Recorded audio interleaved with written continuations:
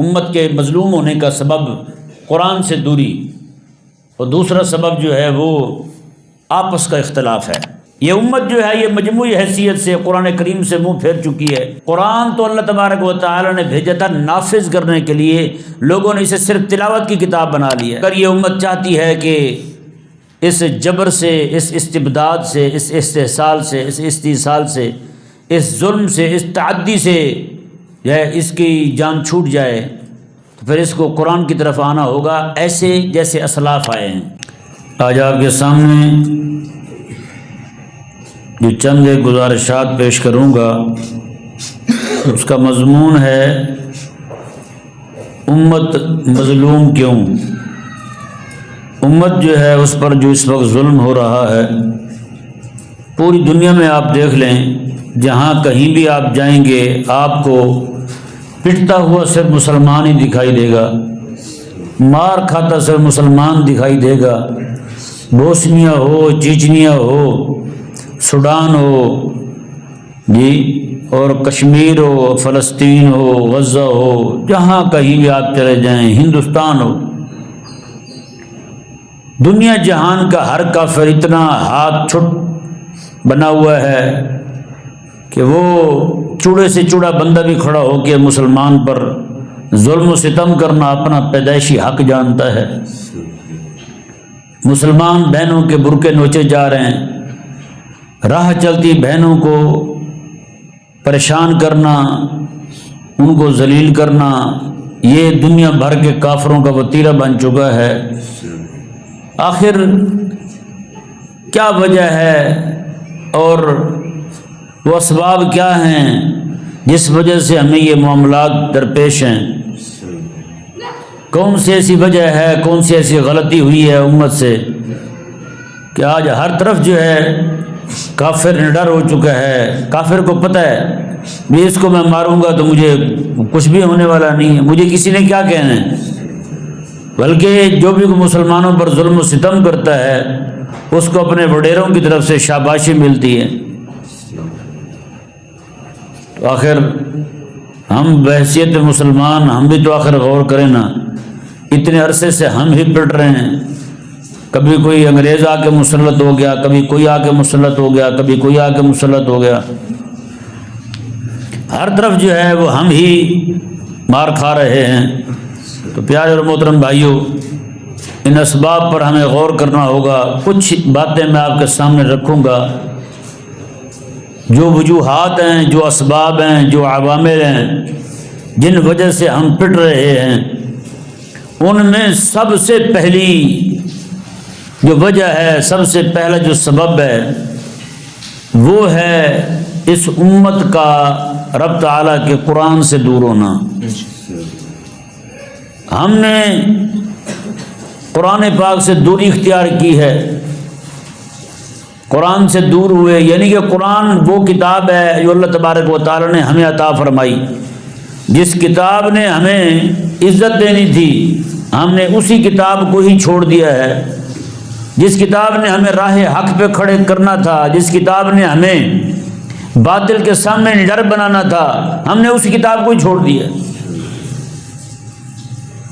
تو سب سے پہلا سبب جو ہے وہ ہے بعد عن القرآن، قرآن سے دوری، الاعراض عن القرآن، قرآن سے منہ پھیرنا۔ یہ امت جو ہے یہ مجموعی حیثیت سے قرآن کریم سے منہ پھیر چکی ہے۔ بعض دوستوں کے ذہن میں یہ سوال آ سکتا ہے، دیکھیں جی قرآن کریم پڑھا بھی جا رہا ہے، مدرسے بھی چل رہے ہیں، گھروں میں بھی تلاوت ہوتی ہے، مسجد میں بھی قرآن پاک پڑھا جاتا ہے، ہر نماز میں بھی قرآن پاک پڑھ رہے ہیں ہم۔ پیارے بھائیوں، یہیں سے ہمیں ٹھوکر لگی ہے۔ ہم نے رب تبارک و تعالیٰ کے قرآن کو صرف تلاوت کے معاملے تک رکھا ہے، صرف ذکر کے معاملے تک رکھا ہے، صرف حفظ کرنے کے معاملے تک رکھا ہے، صرف یاد کرنے کے معاملے تک رکھا ہے، صرف ثواب سمجھ کے پڑھنے کے معاملے تک رکھا ہے۔ حالانکہ حضرت امام حسن بصری رضی اللہ تعالیٰ عنہ فرماتے ہیں قرآن تو اللہ تبارک و تعالیٰ نے بھیجا تھا نافذ کرنے کے لیے، لوگوں نے اسے صرف تلاوت کی کتاب بنا لی ہے، صرف پڑھ رہے ہیں بس۔ نہ بھائی،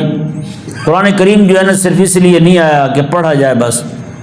قرآن کریم جو ہے یہ حکومت کرنے کے لیے آیا ہے، اپنے اقتدار کے لیے، یعنی اللہ تبارک و تعالیٰ کی حکومت کو قائم کرنے کے لیے تشریف لایا قرآن کریم۔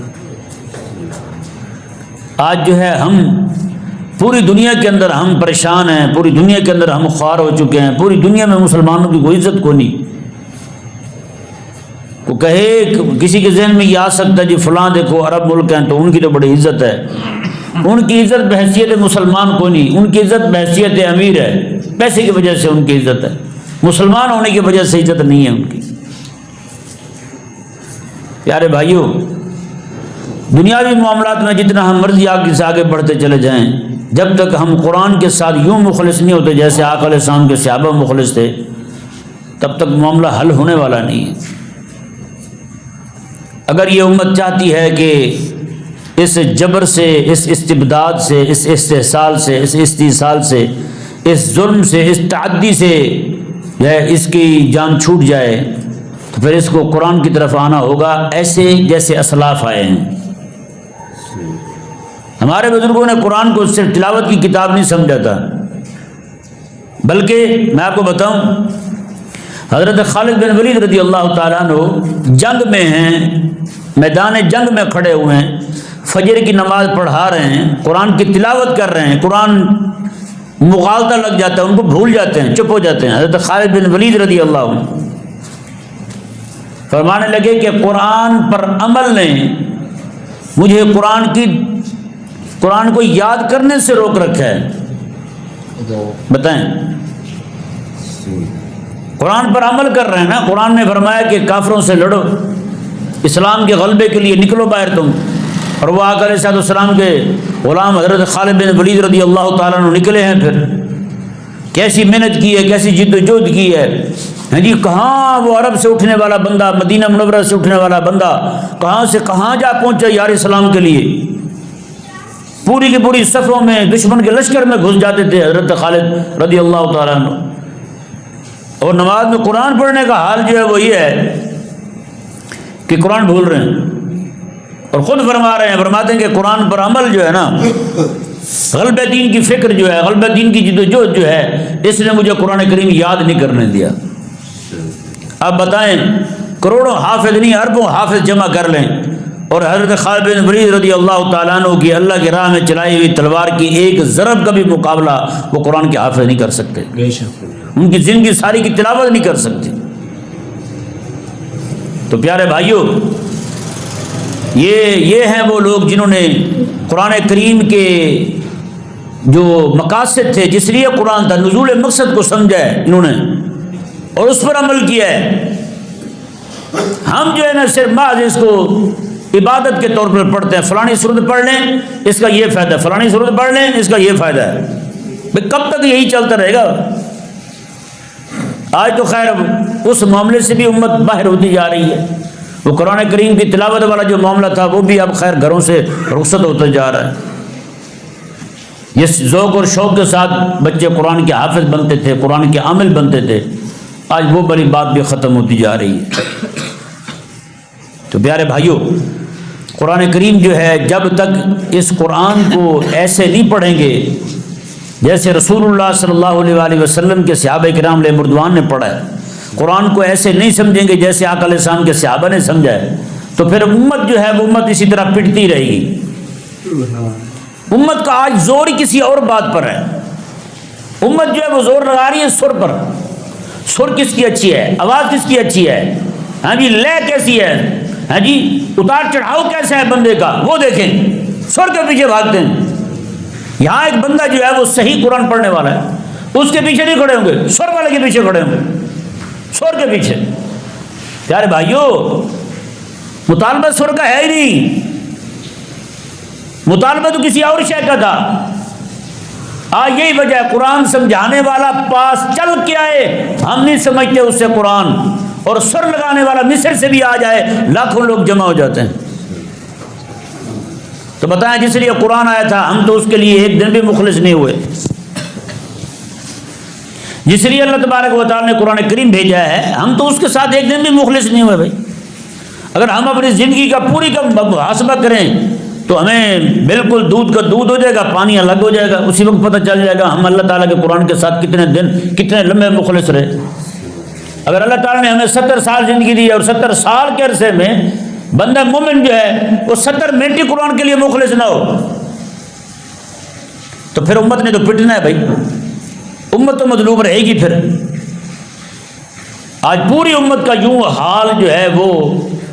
سچی بات ہے، رونے والی بات ہے۔ جہاں کہیں دیکھتے ہیں پیٹنے کے لیے مسلمان ہے، جہاں کہیں دیکھتے ہیں مار کھانے کے لیے مسلمان بہن ہے، مسلمان ماں ہے۔ اور اسی طرح یہ تو ایک سبب ہوا جو آپ کے سامنے میں نے رکھا ہے،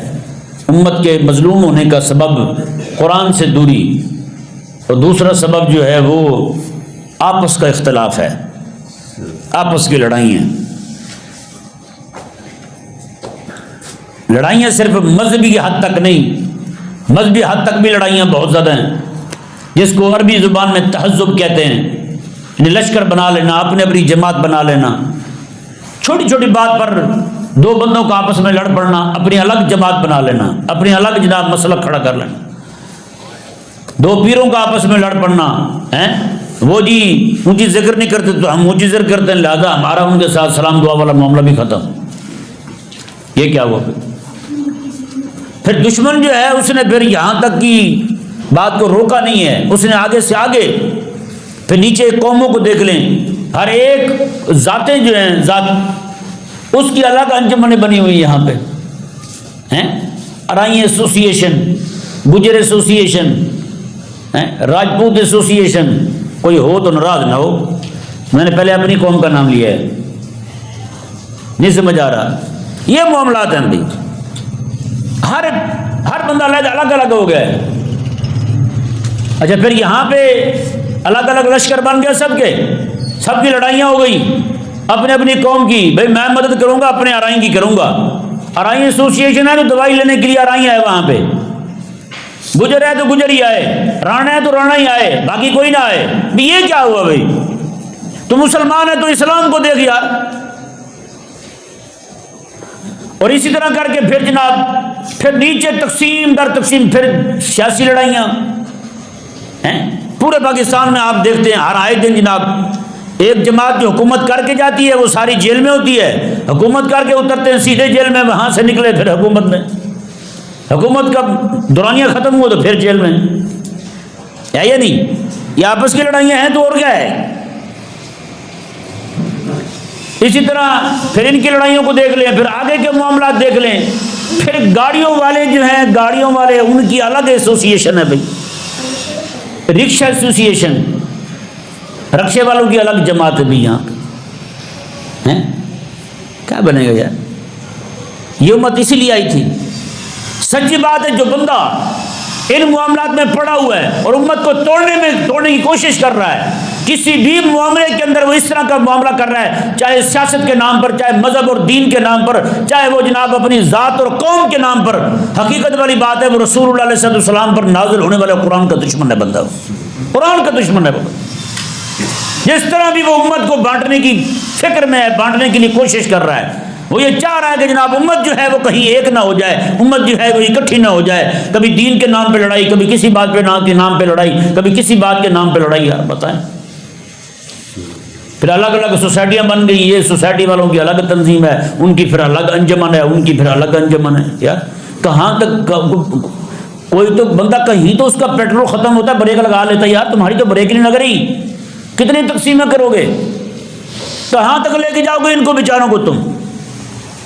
پھر جناب آپ دیکھ لیں عرب لیگ ہے، فلانی لیگ ہے، فلانی لیگ ہے، ملکوں کی الگ الگ، 4 ملک الگ انہوں نے اپنا بلاک بنایا ہوا ہے، 4 ملک الگ انہوں نے اپنا بلاک بنایا ہوا ہے، مسلمانوں کو یوں تقسیم کیا ہوا ہے۔ مسلمان ملک ہیں، عربوں کو آپ دیکھ لیں، ساتھ ساتھ کون ہے؟ مسلمان ہیں، سارے کلمہ پڑھنے والے، مصر ہے، کویت ہے، لبنان ہے، سارے علاقے سارے اکٹھے ہیں مسلمان کلمہ پڑھنے والے، لیکن حکومتیں الگ الگ ہیں۔ کیوں بھائی؟ سب کی ایک کیوں نہیں ہوئی؟ سب کی حکومت ایک ہوتی اور بھائی ان کے مفادات ایک ہوتے، ان کے اغراض ایک ہوتے، ان کے مقاصد ایک ہوتے، کبھی یہ معاملہ ہونا ہی نہیں تھا۔ لیکن ملکوں کو الگ الگ بانٹ دیا، ملکوں کی الگ لڑائیاں ہیں، یعنی قوموں کی الگ لڑائیاں، مذہب کے نام پہ الگ لڑائیاں، امت کو لڑائے جا رہے ہیں۔ سمجھ سے باہر بات ہے، یہی وہ چیز ہے، یہ دوسرا سبب امت کے پٹنے کا، پہلا سبب میں نے قرآن سے دوری عرض کی آپ کے سامنے، دوسرا جو ہے امت کا باہم اختلاف ہے، وہ چاہے کسی بھی بنیاد پر ہو، کسی بھی بات پر اختلاف ہو، وہ آپ کے سامنے ہے۔ اللہ تبارک و تعالی اس امت کو قرآن سے صحیح طرح سچی محبت عطا فرمائے اور ان کو باہم اتحاد عطا فرمائے۔ وما علیہ الا اللہ۔